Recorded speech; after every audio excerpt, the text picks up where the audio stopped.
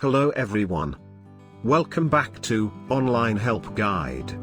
Today, in this video, I will be showing you how to cancel location request on Snapchat. First, open the Snapchat app on your phone. Tap on the Bitmoji icon from the top left corner.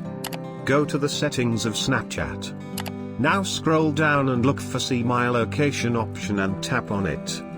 Here you will see Allow Friends to request my location under Location Request.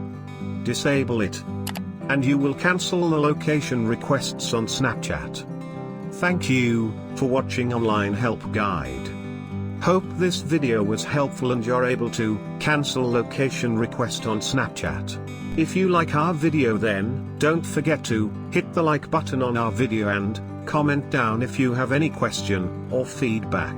Also, if you are new to our channel, please subscribe and hit the bell icon to our channel.